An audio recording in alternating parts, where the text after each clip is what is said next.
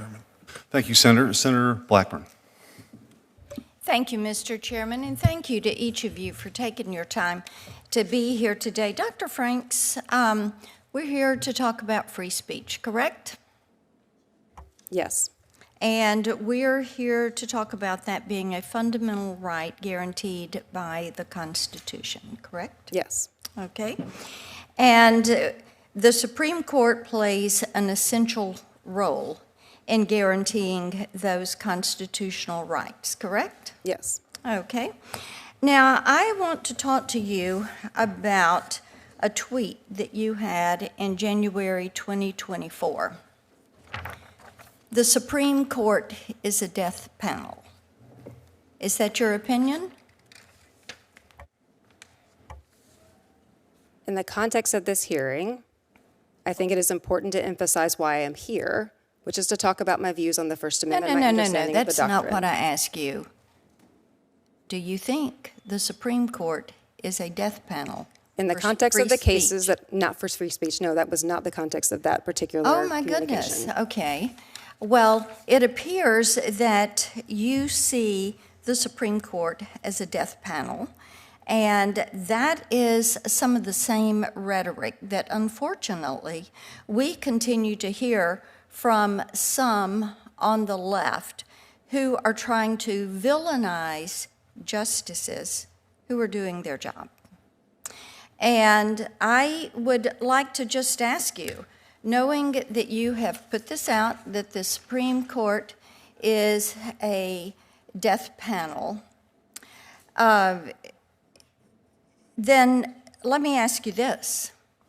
Do you look at Justices Sotomayor, Kagan, Jackson as members of the death panel, or is this just the justices that you disagree with? I do not believe that the comments that you are referring to have relevance for this particular hearing, but here's what I will say.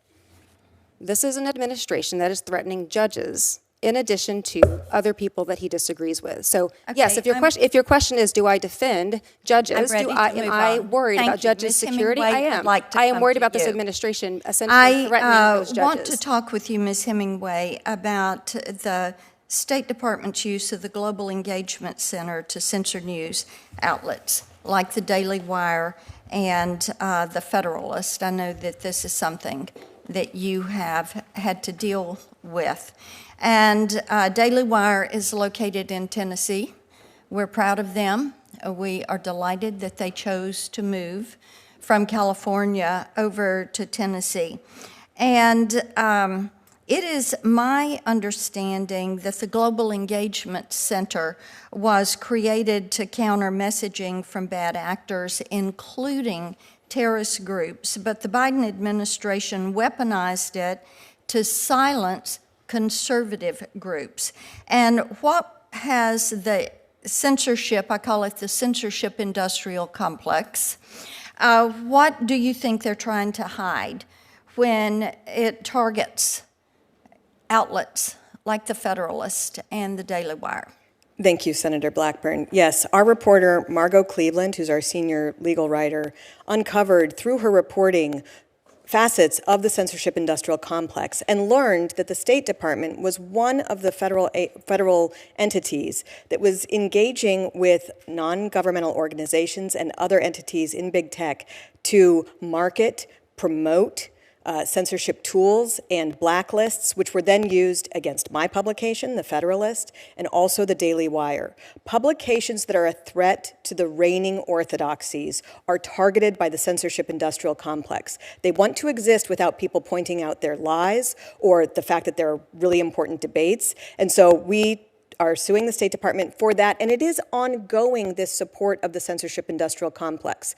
It is the bureaucracy, really, which perpetuates this even more than a particular administration. Yes, and I think it's so important to note that robust, respectful, bipartisan debate adds to our freedom, helps to keep us free, and allows that debate in the public square. And when you have an entity that becomes weaponized and shuts down one side of that speech and only allows speech with which it completely agrees, that is when you have that censorship writ large. My time's expires. Professor Turley, I have a question I will submit to you for the record. Thank you all for joining us. Thank you for being with us today. I'd like to start with you, Ms. Hemingway.